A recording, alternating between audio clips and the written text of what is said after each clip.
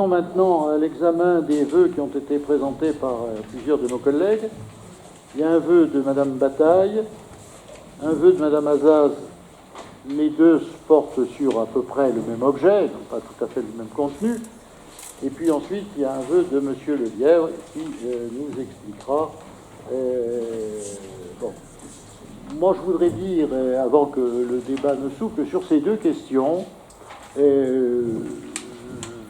ne voyais pas d'objection fondamentale. Le problème, c'est que je me vois mal me présenter un vœu à moi-même.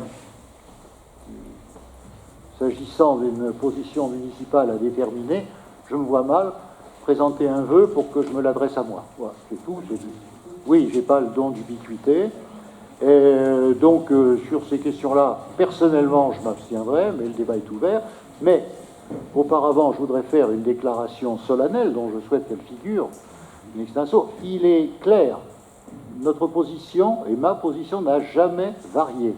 Depuis 2011, je crois, où on a voté une modification du PLU, nous fixons un objectif maximal de 620 logements, un point, c'est tout. Et si même nous pouvons avoir un peu moins, nous essaierons de le faire. Voilà. Alors vous pouvez, je vois des têtes remuer, vous pouvez dire tout ce que vous voulez, c'est ma position, ça l'a toujours été. Après, on travaille, on peut voir. C'est vrai que dans un éditorial, comme l'a rappelé, je crois, Madame Azaz, j'ai dit, il y aura peut-être, il pourrait y avoir, j'ai utilisé le conditionnel, j'ai vérifié, une résidence, on n'est pas du tout obligé de l'avoir et on ne l'aura pas. Du moins, si... oui, voilà, c'est comme ça. Donc, pour moi, c'est 620 logements, point. Tout le reste, c'est du roman. Voilà, maintenant, je vous laisse la parole. Exprimez-vous comme vous voulez. Madame Bataille. Donc, concernant le vœu, en effet, il est assez proche de celui qui a été déposé par Madame Azaz.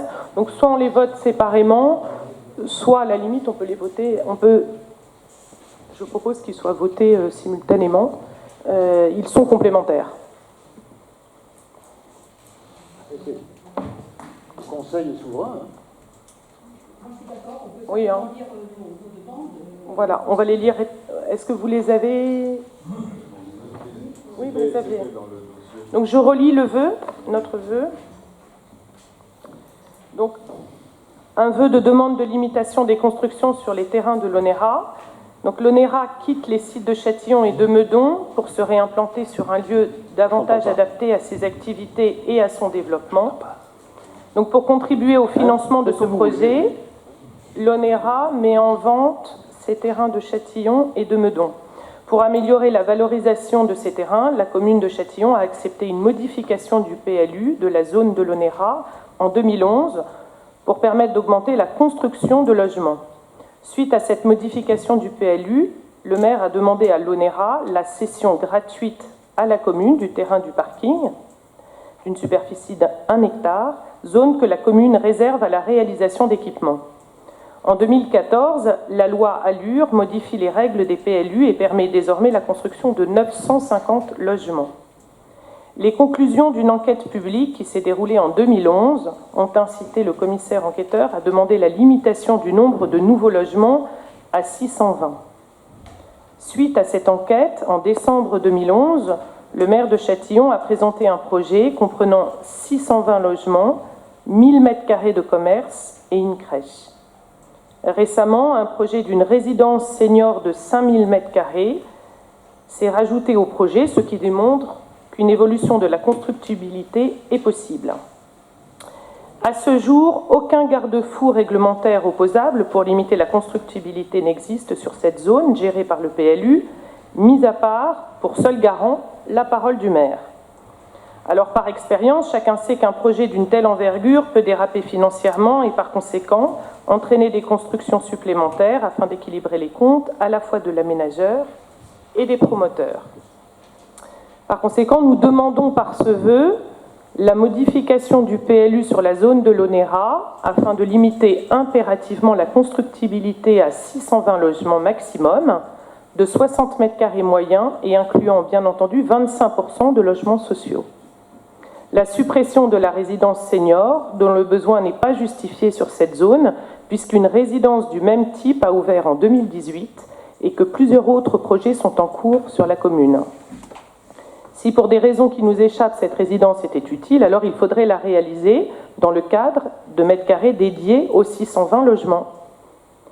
La mise en place d'un concours pour déterminer un projet incluant le détail des équipements qui devra être présenté au conseil municipal et aux résidents du quartier avant tout engagement définitif et irréversible du maire.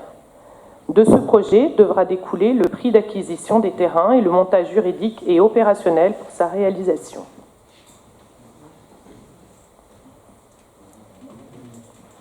Oui. Donc moi je vais un peu synthétiser parce que le vœu était un peu long. Donc le site de l'ONERA que les occupants actuels devaient quitter en 2015 constituait déjà à l'époque la dernière réserve foncière d'importance sur Châtillon, puisqu'il est constitué de 3 hectares et d'un parking d'1 hectare. Vous aviez décidé que compte tenu de son emplacement géographique, de la forte demande de logement, il n'y avait plus de vocation à accueillir de l'activité industrielle et tertiaire. Vous avez donc présenté un projet d'aménagement d'intérêt général qui a été rappelé par Madame Bataille. En 2011, il y a eu 3 délibérations sur le sujet et nous vous rappelons que notre groupe avait déjà émis des réserves sur le projet et nous avions déjà voté contre à l'époque. En effet, Madame Gourrier avait rappelé que compte tenu qu'il s'agissait de la dernière emprise foncière d'importance, qu'il était possible de prévoir la construction d'un écoquartier et que le projet que vous présentiez était très éloigné de ce concept. Par ailleurs, compte tenu de l'évolution de la population prévisible, déjà à l'époque, Madame Gourrier demandait qu'une emprise soit réservée pour construire un collège ou un lycée. Dans son rapport, le commissaire enquêteur donne un avis favorable sur le projet de révision simplifiée, mais avec une réserve importante. Je la cite, « Le nombre de logements réalisés sur le site ne devra pas être supérieur à 620 afin que l'augmentation de la population de quartier reste raisonnable.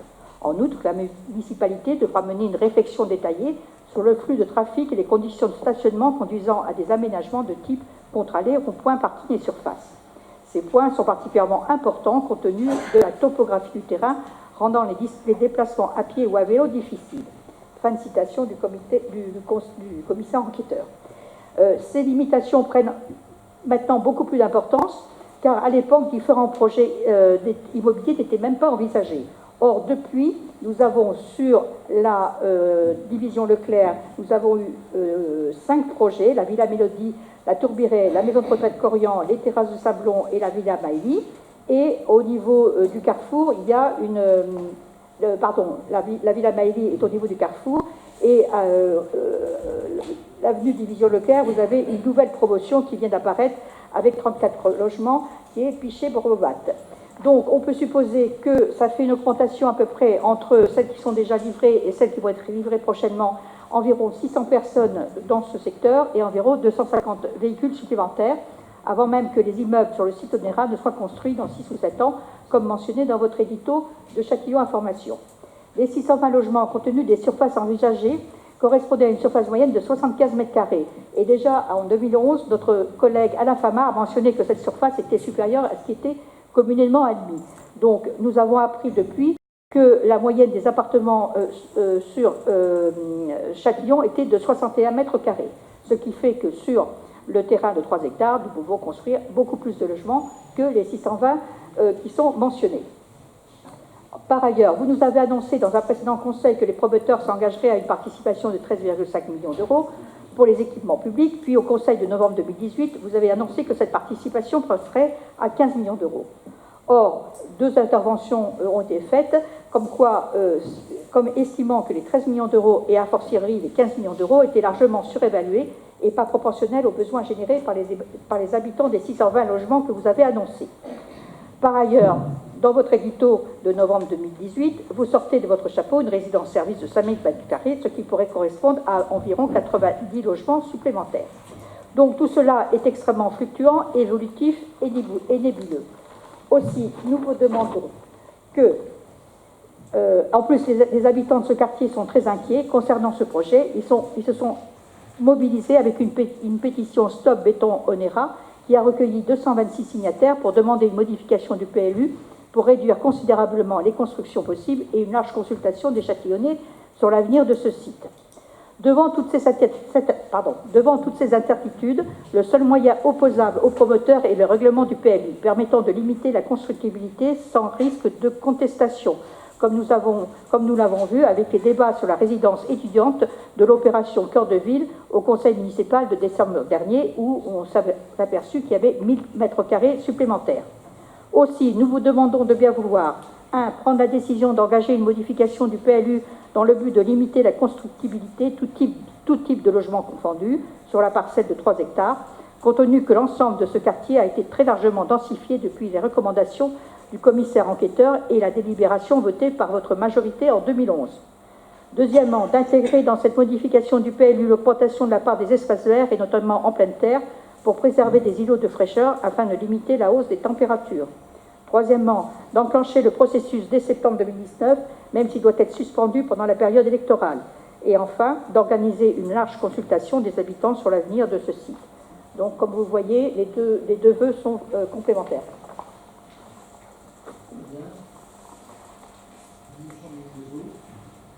Oui, donc je prends la parole au nom du groupe Modem UDI Agir pour donner notre position et une explication de vote. Donc il y a 2 vœux qui sont aujourd'hui déposés, on l'a vu, sur des sujets connexes, effectivement. L'un en rapport avec le futur de la zone de l'ONERA, qui représente effectivement un enjeu important pour la ville et ses habitants, et l'autre qui vise, celui de Mme Azaz et de ses amis, un périmètre plus large. Ce projet nous amène à évoquer plus globalement la question de l'urbanisme dans notre ville. Cette urbanisation croissante suscite effectivement beaucoup d'interrogations et de critiques. Pourtant, il est indéniable que nous avons besoin de loger nos concitoyens dans les meilleures conditions, le plus possible à proximité de leur lieu de travail. À cet égard, je me souviens des propos, il y a je crois 4 ans ou 4 ou 5 ans, ça fait longtemps déjà, d'un conseiller municipal socialiste tout à fait éminent, qui avait évoqué cette nécessité de construire davantage de logements à Châtillon. Il préconisait à l'époque d'ailleurs la construction, par exemple, de tours avenue de Paris. Et c'est vrai que la pression des pouvoirs publics est importante, vous le savez, pour qu'on construise dans la petite couronne. Cependant, notre groupe souhaite qu'une plus grande lisibilité soit donnée au projet de développement urbain et que des inspections notables y soient apportées. La campagne électorale sera l'occasion de confronter les projets et nos concitoyens choisiront en connaissance de cause. Et pour notre part, nous souhaitons aussi une large concertation après les municipales, avant les choix qui devront être opérés alors. Dans ces conditions, nous estimons, pour les terrains de l'ONERA dont l'échéance est plus lointaine, comme pour tout projet d'envergure plus immédiat, qu'un report des décisions majeures jusqu'après les municipales s'impose. Pour ces raisons, bien que nous nous retrouvions dans bon nombre des observations contenues dans les 2 vœux présentés ce soir, nous ne participerons pas au vote, car les textes qui nous sont proposés ne nous paraissent pas en adéquation complète avec notre analyse. Merci. Oui, je parle en mon nom. On sait bien que ce sujet de l'ONERA va vraiment être, ça sera le gros sujet de la campagne électorale. Hein. Les rédacteurs de tracts et les adeptes des réseaux sociaux vont déborder d'imagination. Donc moi je crois que pour rassurer la population, alors je comprends tout à fait que monsieur le maire ne vote pas, parce que c'est vrai que c'est un peu bizarre de voter un vœu qui le concerne, hein. On ne vote pas un vœu à soi-même. Donc pour rassurer la population des quartiers, qui je l'espère saura faire la part des choses, moi je voterai ce vœu, hein, je voterai ce vœu. Alors chacun pourra se glorifier, mais je crois que les gens ne seront pas dupes. Donc voilà, je propose à certains collègues, s'ils veulent bien me suivre, de voter ce vœu. Moi, je voterai ce vœu, même si, bon, je trouve qu'il y a un certain nombre de choses qui manquent, mais effectivement, il y a urgence. Il faudra être plus vigilant sur le côté, le respect, les progrès environnementaux, comment on dit, je cherche le terme, les constructions éco-responsables, et puis la part de logements sociaux, et notamment, je veillerai avec mes amis à la part dans ces logements sociaux d'au moins la moitié de PLA, PLI. Mais ça n'épuise pas le sujet sur ce qui concerne l'aménagement de la ville, parce que une réunion pour l'ONERA, ça aurait été aussi justifié au vu des constructions qui se sont déroulées depuis 30 ans, qui n'ont jamais fait réellement l'objet d'un débat avec la population. Donc il faut effectivement, et c'est pour ça que je voterai ce vœu, il faut effectivement arrêter cette machine, il est plus que temps. Et donc ce vœu les deux vœux, je ne sais pas comment on va faire pour les synthétiser ou me conviennent. Voilà.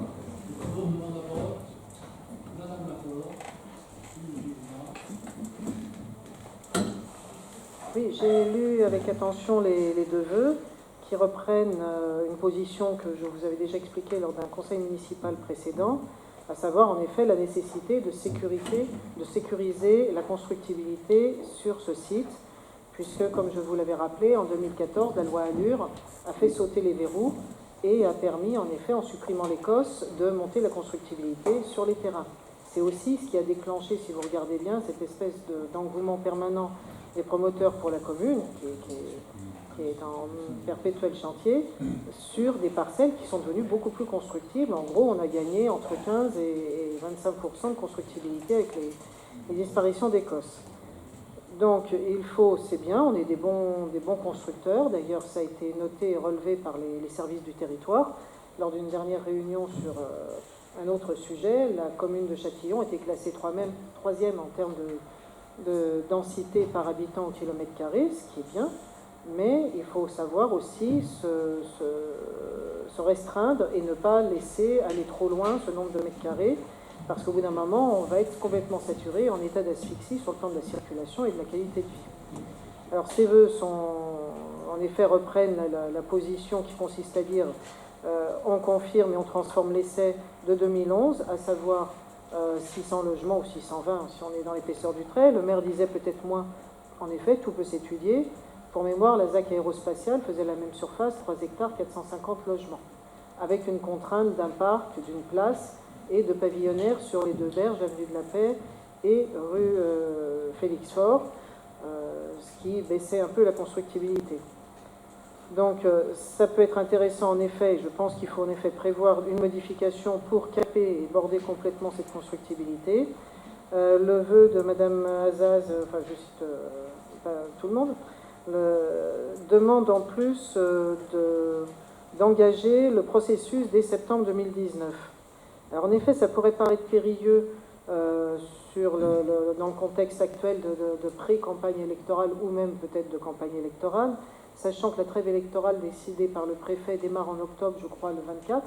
Donc à partir de cette date, il n'est plus possible de prendre des décisions qui pourraient être des primes mises dans les comptes de campagne, ce qui n'est pas particulièrement le cas, vu le côté très consensuel de cette demande de modifier le PLU de la part de tout le conseil municipal, avec des variantes en effet, mais le conseil est d'accord dans l'ensemble pour dire oui, il faut caper cette constructibilité. Donc je pense qu'on pourrait en effet suivre cette proposition, enfin les deux en tout cas, d'enclencher en tout cas sur le plan administratif la procédure, puisque ça consiste déjà de la part du maire à contacter le territoire, à demander à ce qu'il inscrive à son ordre du jour une décision de modification du PLU. On gagnerait quelques étapes, sachant qu'en même temps le territoire travaille pour le moment sur un PLU interco qui est plus lourd et qui peut lui prendre du temps et retarder un peu la procédure de modification de droit commun qui est demandée pour le moment. Donc, pour cette raison, je voterai les deux vœux.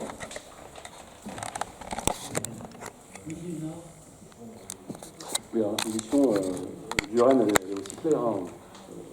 On peut être éventuellement en désaccord, mais là, effectivement, on vote de plein pied pour ces propositions, pour ces vœux. Et la raison est très simple, c'est qu'il faut quand même, je dirais, à décharge, pour vous, monsieur le maire, on n'est pas là pour taper sur qui que ce soit, c'est de dire que le désengagement de l'État sur les subsides que normalement est alloués pour toutes les communes ont disparu. On rappellera que le pôle Orange, qui devait, je crois, faire rentrer 3 millions d'euros par an, je crois, a disparu. On a 80 millions d'euros, je crois, et plus d'endettement. Aujourd'hui, la commune est prise entre le marteau et l'enclume. Vous avez ensuite quand même des facteurs aggravants. Alors, je ne suis pas en train de juger effectivement ces faits, c'est-à-dire que vous avez effectivement un nombre de divorces extrêmement important. Vous avez aussi des jeunes effectivement qui quittent les parents, qu'il faut loger. Vous avez aussi les étudiants. Et vous avez 400 000 personnes par an qui arrivent sur le territoire français qu'il faut loger. Je ne juge pas effectivement de ces paramètres, mais effectivement, je le donne effectivement en tant que chiffre. C'est-à-dire qu'aujourd'hui, comment allons-nous faire, mes chers collègues, pour financer les dettes et l'expansion de la population, et notamment la désertification des provinces et des petites communes qui montent dans les grandes villes ou les communes qui peuvent accueillir justement des élèves. Et là, je rappellerai que cette année, c'est 400 écoles qui ferment, ce qui est d'ailleurs scandaleux, hein, avec des professeurs qui sont mis à la porte, et des enfants, bien sûr, qui se retrouvent à devoir faire des milliers de kilomètres par an, augmentant, bien sûr, les risques d'accident. Donc aujourd'hui, bien sûr, je suis effectivement pour, à décharge, bien sûr, de tous ces éléments qui font qu'aujourd'hui, le vivre, justement, dans un espace convivial, ne soit pas surchargé, justement, par l'augmentation de la circulation, avec des problèmes, bien sûr, récurrents de circulation de voitures, etc., et de rétrécissement des voies. Donc on vote, effectivement, pour ces deux.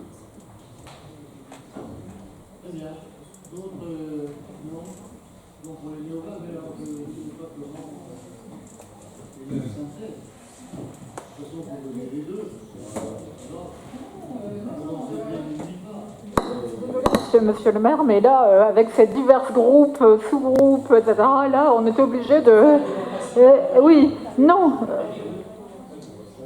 Oui, non, mais voter les deux en même temps, pardon, j'ai pas compris. Oui, on va... non, les deux en même temps, mais... Donc, ce que j'avais compris que vous... j'ai mal compris, en fait. Que vous... Enfin, moi, je comprends. Je crois qu'il faut décompter les votes. Non, mais je crois qu'il faut décompter les votes, parce que... Il faut décompter... Ce que je voulais juste dire, c'est qu'il fallait décompter les votes. Voilà.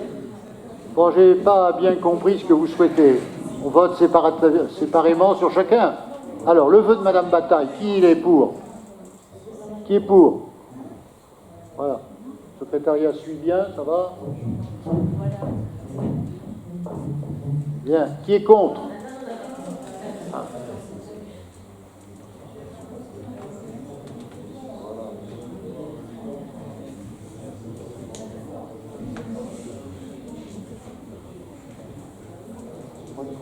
Ça va? Qui est contre? Qui s'abstient? Moi. Ah, il y en a qui ne prennent pas part. Ah. Ne prend pas part. Alors. Très bien. Bon, ça va? C'est bon? Parfait. Le vœu de Madame Azaz. Même vote? Non, pas forcément. Si. Même vote. Abstention? Non, bah si c'est le même, c'est pareil. Je sais pas. Non, c'est pas le même. Abstention? Moi? Et M. Villas? NPPV? Voilà. Merci.